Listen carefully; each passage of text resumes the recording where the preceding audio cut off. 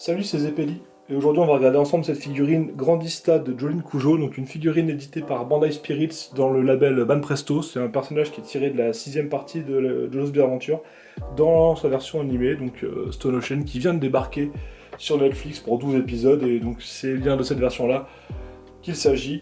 Donc c'est une figurine qui est sortie au Japon fin décembre, voire début janvier, qui est disponible pour l'instant dans les salles d'arcade dans les Crane Games, donc c'est une figurine qui pour l'instant n'est pas vendue en tant que telle, mais qui va débarquer en Europe un jour, je ne sais pas quand, puisque c'est jamais très clair au niveau du système de distribution de Bandai, mais elle devrait sortir pour une quarantaine d'euros par chez nous, là où au Japon il s'agit simplement d'avoir de la chance pour l'avoir le moins cher possible à travers ce jeu. Alors on va regarder la boîte. Bon, ici on a le visuel principal, il y a le nom de la gamme qui est inscrit ici, on a ici l'indication Banpresto, il y a un visuel qui est, voilà, il y a du zoom, du détail qui nous montre une figurine assez bien peinte. Alors à ce que j'ai compris, puisque j'ai vu quelques photos, ici le visuel il est très prononcé sur le vert, alors que c'est un vert qui tire presque sur le blond, sur le produit fini, donc on verra ça après. Alors sur le côté, voilà, on nous montre le détail, encore une fois, de la figurine et un visuel de côté. Sur le côté opposé, c'est l'inverse, donc c'est bien pensé quand même en termes de design de boîte. Et derrière, on a un zoom plus précis sur le visage, donc qui est présenté ici de 3/4.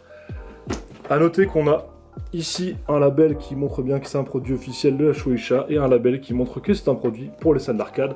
En dessous, comme d'habitude, les différentes mentions légales et les numéros pour appeler chez Bandai. Alors, à l'intérieur, on nous fournit simplement un sachet plastique avec la figurine, donc qui est en plusieurs morceaux. Ici, on a le corps qui est présenté comme ça. On a un petit socle là et la tête qui est détachée. Donc, dans l'ensemble, ça a l'air assez bien réalisé, hein, mais on va ouvrir ça et le monter pour voir exactement de quoi il en retourne.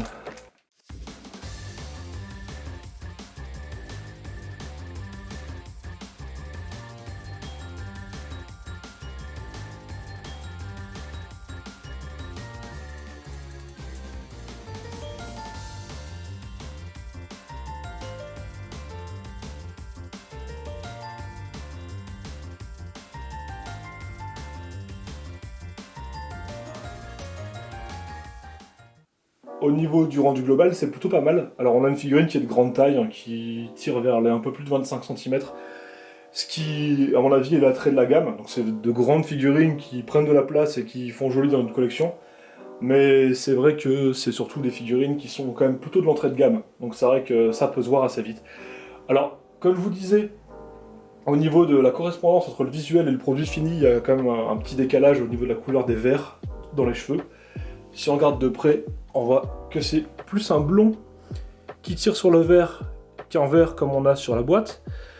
On remarquera notamment le grand contraste qui existe entre les lèvres et le vert. Alors au niveau du visage, regardez, c'est assez bien fait. La peinture des yeux est correcte, les yeux regardent dans le même sens, c'est déjà un miracle parce que des fois on a des figurines qui sont mal finies à ce niveau-là dans la marque, hein, chez Banpresto. Mais là, ici, on a un visage qui est assez bien détaillé et c'est assez bien fait. Alors, évidemment, si on regarde dans le détail, il y a toujours des défauts qui sont assez clairs sur ce type de gamme. On remarquera ici, regardez bien au niveau de l'épaule, on voit la démarcation, c'est pareil ici, on sent que les bras ont été en fait sculptés à part et ils ont été collés. Donc ça se voit, c'est vrai que ça c'est un peu disgracieux. C'est l'habitude avec ça, effectivement, ce type de gamme-là. On remarquera ici qu'on voit un point d'injection du plastique sur la main, donc c'est vrai que c'est pas très beau non plus au niveau du détail quand on zoome dessus. Puis là, j'ai un petit problème, je crois, d'un petit éclat de peinture ici, là, voilà, qui est tombé sur le corps. Donc je pense que ça c'est l'usinage aussi. Donc bon, c'est un peu les aléas de ce type de marque, même si le rendu global est bon, hein. Je vous reprocherai également peut-être le rendu des tatouages et de l'aplat qui est ici sur son costume. On voit que c'est du transfert et du coup c'est pas très beau par rapport à quelque chose qui aurait été peint à la main. Mais dans l'ensemble, franchement, visuellement, c'est assez agréable et harmonieux. La sculpture est assez bien faite, donc toutes les lignes de son costume sont sculptées. Ça, c'est vrai que c'est assez agréable de voir qu'ils y ont pensé. Par contre, rien n'est peint à ce niveau-là. Alors que dans l'animé, au niveau visuel, sur les couvertures de manga, et puis sur, par exemple, la figurine de la gamme Super Action Statue, bah, c'est peint. Donc c'est vrai que, voilà.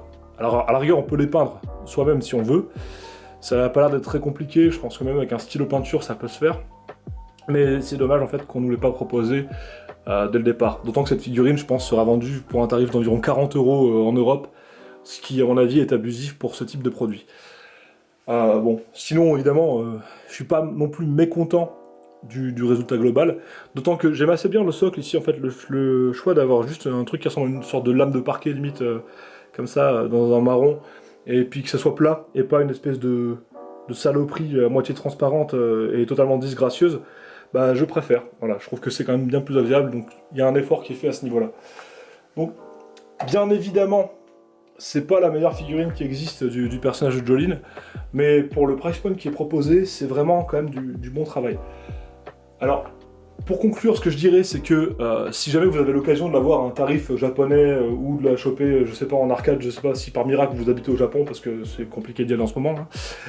Mais si vous avez l'occasion de l'avoir pour entre 20 et 30 euros, ça peut valoir le coup.